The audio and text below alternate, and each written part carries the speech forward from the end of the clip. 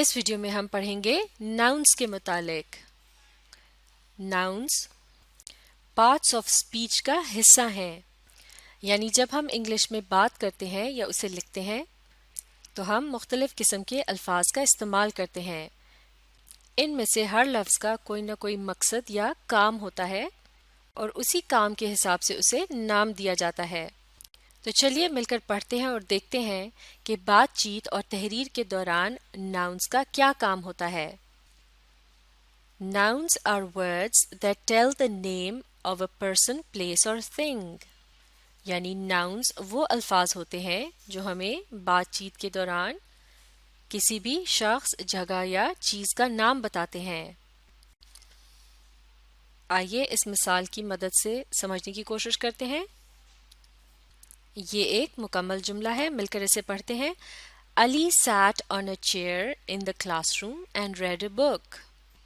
یعنی علی کرسی پر بیٹھا کلاس روم میں اور اس نے کتاب پڑھی۔ تو اب اس جملے کا جو پہلا لفظ ہے علی، اس لفظ کی مدد سے ہمیں کیا پتہ چل رہا ہے؟ یہ لفظ ہمیں بتا رہا ہے نیم آف اے پرسن، یعنی ایک شخص کا نام۔ تو اس طرح سے لفظ علی کیا ہوا؟ یہ ہے ایک ناؤن، بالکل صحیح۔ اور اب لفظ چیئر کے متعلق بتائیے، اس کی مدد سے ہمیں کیا پتہ چل رہا ہے؟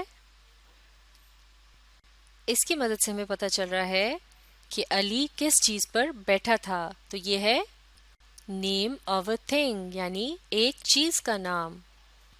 تو اس طرح سے لفظ چیئر کیا ہوا؟ یہ بھی ہے ایک ناؤن، بالکل صحیح۔ اب دیکھتے ہیں لفظ کلاس روم کو۔ اس لفظ کی مدد سے ہمیں کیا پتہ چل رہا ہے؟ اس کی مدد سے ہمیں پتہ چل رہا ہے کہ علی جس چیئر پر بیٹھا تھا وہ کس جگہ موجود تھی۔ تو یہ ہے نیم آف اے پلیس، یعنی جگہ کا نام۔ تو وہ لفظ جو کسی جگہ کے نام کے متعلق بتاتا ہے وہ کیا کہلایا جاتا ہے؟ اسے بھی کہتے ہیں ناؤن۔ اور اب دیکھتے ہیں لفظ بک کو۔ تو لفظ بک کیا ہے؟ یہ ہے نیم آف اے تھنگ، یعنی ایک چیز کا نام۔ اور اس جملے کے حساب سے یہ وہ چیز ہے جسے علی استعمال کر رہا ہے کیونکہ وہ کتاب کو پڑھ رہا ہے۔ تو پارٹس آف اسپیچ کے مطابق اسے کیا کہیں گے؟ یہ ہے ایک ناؤن، بالکل صحیح۔ تو آپ دیکھ سکتے ہیں اس سادہ سے جملے میں بات کو مکمل کرنے کے لیے 4 ناؤنس کا استعمال کیا گیا ہے۔ اس سے پتہ چلتا ہے ناؤنس کی کتنی زیادہ اہمیت ہے۔ جب بھی ہم کسی شخص، جگہ یا چیز کے متعلق بات کریں گے تو ہم ناؤنس کا استعمال کریں گے، کیونکہ کسی بھی شخص، جگہ یا چیز کے نام کو پارٹس آف اسپیچ کے حساب سے ناؤنس کہا جاتا ہے۔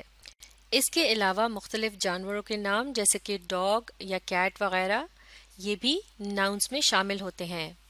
تو اب آپ ناؤنس کے متعلق اچھی طرح سے سمجھنے کے لیے اس ویڈیو کو ری پلے کیجیے اور اس کے ساتھ ساتھ پڑھنے اور سمجھنے کی کوشش جاری رکھیے۔